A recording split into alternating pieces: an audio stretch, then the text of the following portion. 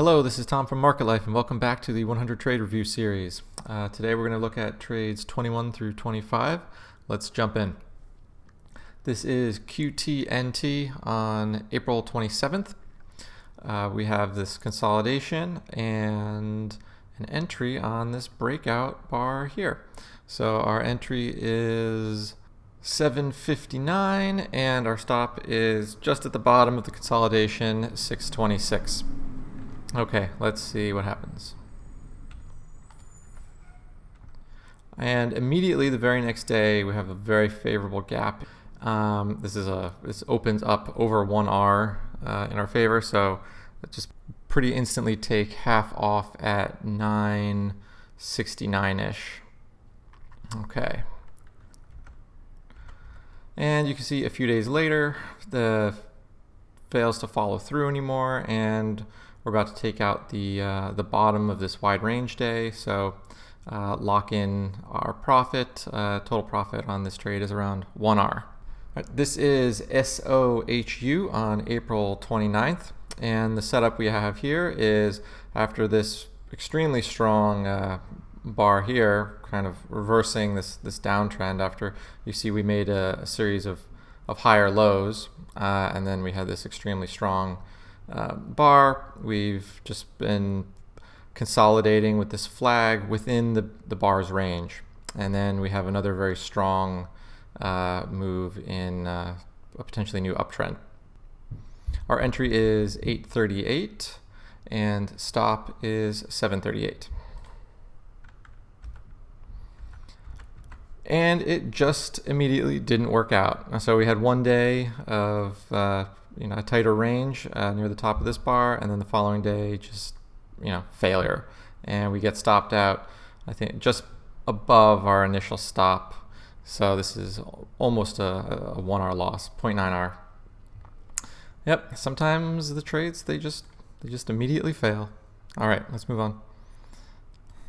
This is PRTK, another trade made on April 29th, and sort of a similar pattern to the previous trade. We have strong momentum, counter-trend momentum, and then consolidation flag near the top of the counter-trend momentum. And you'll also notice that we entered on a red bar, but when the entry occurred at 473 here, this was a green bar. So if you can imagine what this would have looked like when the price was up here on the top of the wick, it looked like we were continuing the move out of this range here. So that's the setup there, and stop down 406, 407-ish. And again, similar to SOHU, this just fails. The day of entry, when we close, it's cause for concern, but you're still above, you're not quite down half an R yet. Do you want to be too quick to get out? I think it makes sense to give it at least another day or so. And then the following day is just total failure of the pattern, and we get stopped out again just above stop loss, initial stop loss. So that's another 0.9R loss. And yep, this is DSX on April 30th. Our entry is 191 and our stop is 151 here. This is an entry I'm less thrilled with in hindsight. It looks like we're still kind of just in the middle of this consolidation, churning sideways here. All this action is still contained within this large bar from the 14th, but maybe, and it clearly looks like there was some strong action on the 30th. You can see this wick here, so we pushed. It looked like we were pushing higher, and maybe could have been poised to take out the top of this bar, but didn't quite get there, and then reversed by the end of the day. So let's see what happens.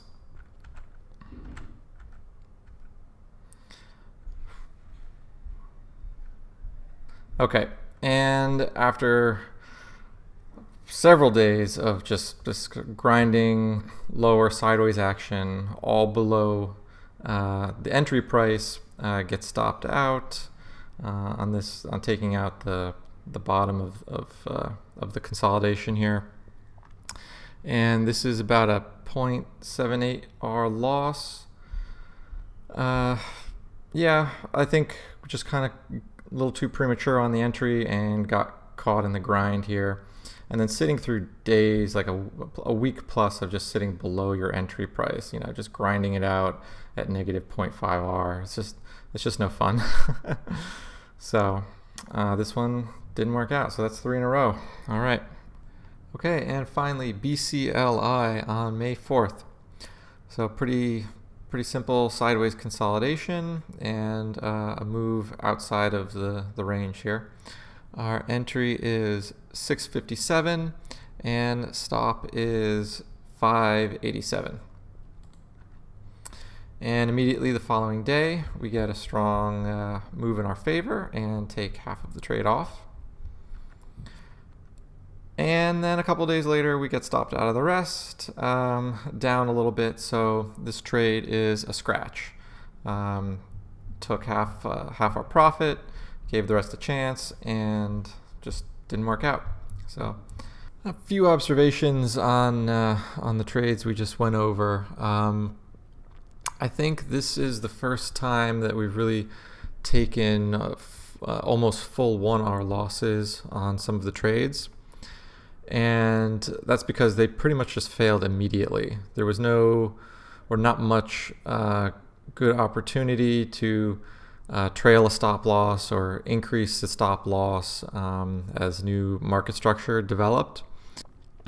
Just I guess an interesting thing to point out is that pretty much the only time we'll be taking full 1 R losses is if the trade immediately fails or there's a large gap against us the following day.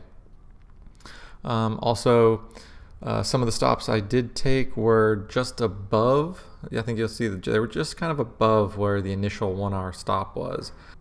I had not moved my stop up like 0.1 R specifically and then gotten stopped out.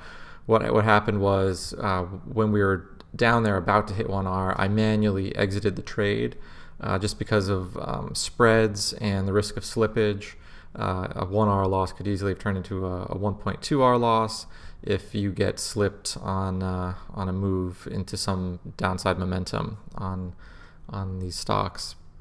And yeah, trading can be a grind sometimes, and you got to sit through several losers in a row and not lose your nerve and just kind of keep going.